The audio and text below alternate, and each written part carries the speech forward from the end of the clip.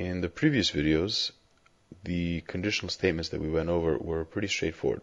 In this video, we're going to look at some variations that you'll come across. So take a look at these statements that we have up here.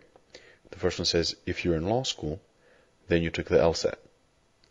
The second one says, any person who's in law school must have taken the LSAT.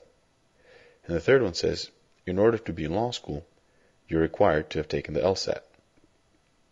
Okay, these are all actually conditional statements. There are different synonyms for if and then. The conditional relationship doesn't depend on those two words being present, just those two words. Any one of the following synonyms can be used as sufficient or necessary condition indicators. So for example, for if we find any, or in order to, or when, or whenever, we know that we're looking at a sufficient condition. And likewise with then, if we find must, or required, or only under the condition, or only if. The if sometimes throws people off, but if you see only if, that lets you know that we're looking at a necessary condition. So these statements are all saying the same thing. The difference is that in the first, we have the standard condition indicators if and then, and in the other two conditions, there are synonyms for if and then. The second one, it's any and must have, and the third, it's in order to and required to.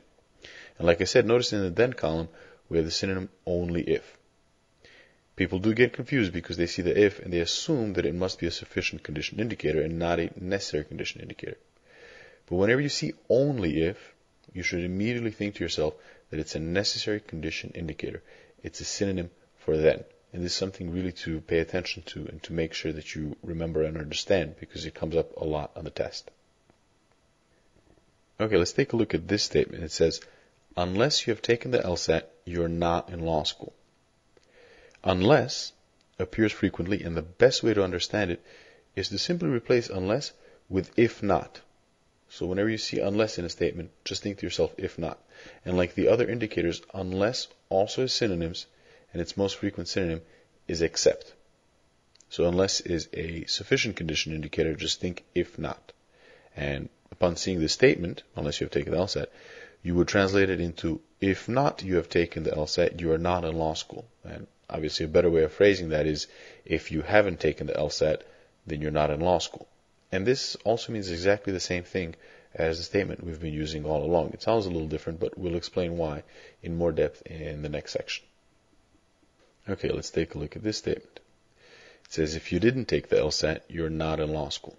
Well, this is a little different because we only have if. We don't have then or any of its synonyms.